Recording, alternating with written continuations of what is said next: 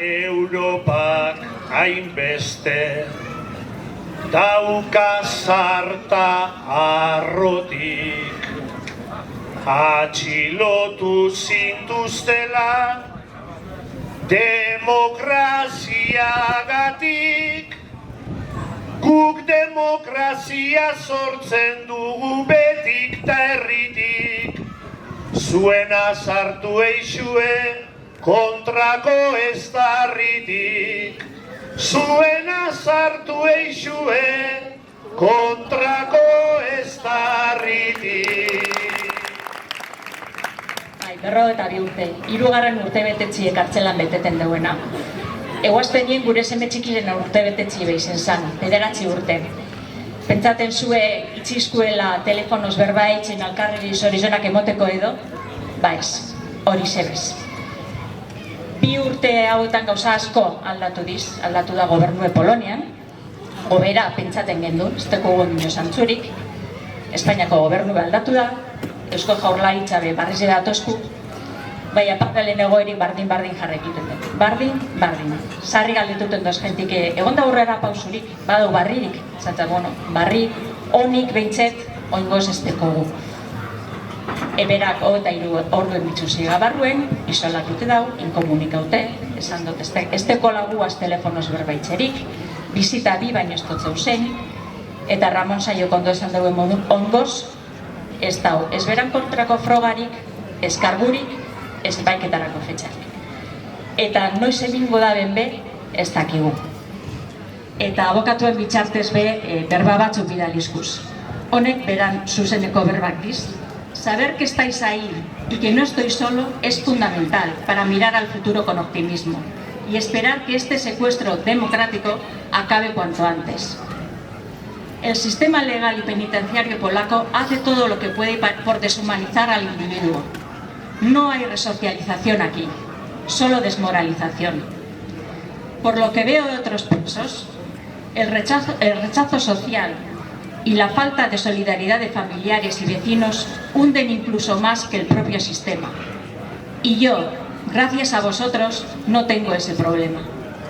Mi sociedad exige justicia, mi libertad, como mínimo mi acercamiento al hogar. En esa solidaridad reside nuestra fuerza y nos diferencia de otros. Disfrutad del cielo, del monte y de Llunzar, de la gente que os rodea y, por supuesto, de la comida y bebida. Espero que ya no quede tanto para poder disfrutar de ello juntos. Osasuna eta on egin. Y no me canso de repetir, eskerrik asko por cómo sois, la mejor gente de este puñetero universo.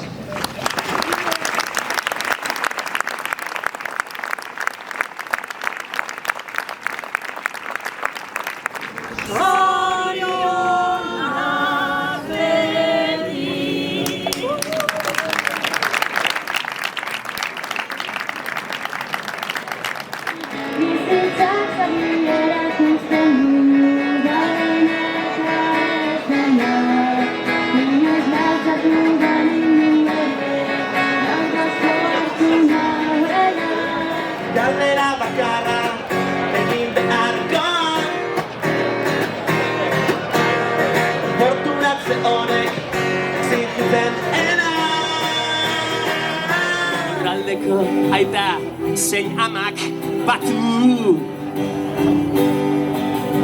eta ulerde zinik ez kritikatu, zeme eta alabak ezin menderatu. Zure bide iztuetan baino Euskal Herri, zure bide iztuetan baino Euskal Herri.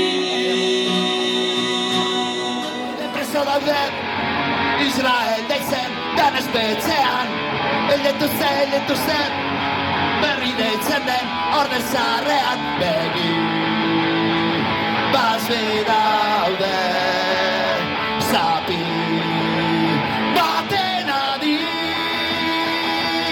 arri atxo Israel dar soldadu, are